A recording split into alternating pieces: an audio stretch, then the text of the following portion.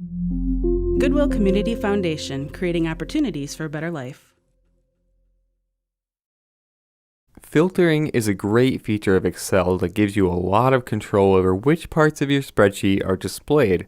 You can use it to show only the information you need, or find something specific, while hiding the rest of the data temporarily. Now, it is important that you have a header row because the filtering tools will actually get added to the cells in this header row. In this example, I have an equipment checkout log, and there are a lot of things to keep track of, so I'd like to use some filters to simplify it.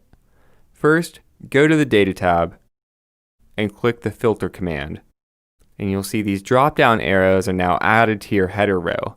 These are what you'll use to access all of the filtering options. Here, you'll see a list of all the different values that appear in this column.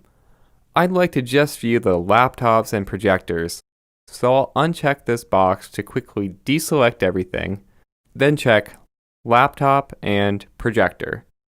Click OK, and now the drop-down arrow has been changed to a different icon to show that there is a filter applied to this column.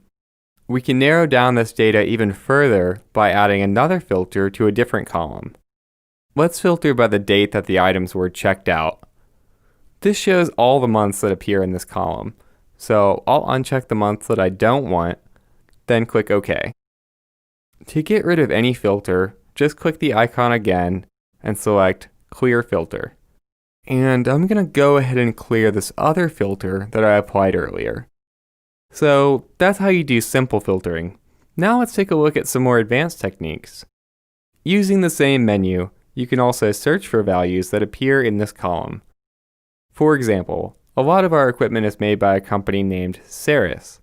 If we type that here, Excel will look for a match anywhere in this column and then list only those results below. To apply the filter, just click OK. For a little more control, you can use text filters instead. You'll access these from the same menu under Text Filters.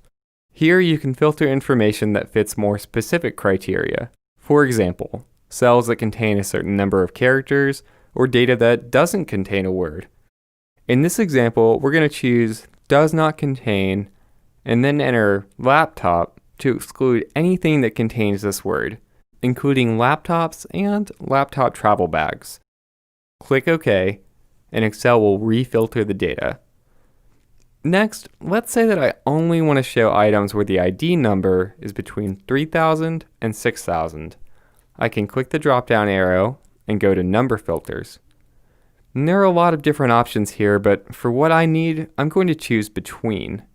Now I can type whatever values I want for these two fields. So this filter will show things that are greater than or equal to 3000 and less than or equal to 6000. Click OK, and now all of these values are between 3000 and 6000. Date filters are really cool because they can display data from a certain time period, such as last week, last year, between two dates, and so on. In this example, I'd like to find out which items were checked out between July 15th and August 15th. I'll select Between, and then in the dialog box that appears, I'll use this calendar icon to select July 15th and August 15th. Then click OK. And at this point, we have 3 different filters applied to our worksheet. So it's filtering out most of the items and just showing the ones that meet all of the criteria. If you'd like to remove the filters, you can clear them one by one like we showed you before. You can click the Clear command in the Sort and Filter group to clear all active filters, or you can turn off filtering altogether. Just click the Filter command to do this. As you can see, filtering can narrow things down really quickly, which will help you find the data you need. And because it includes so many different options, we bet you'll be able to use it with just about any spreadsheet.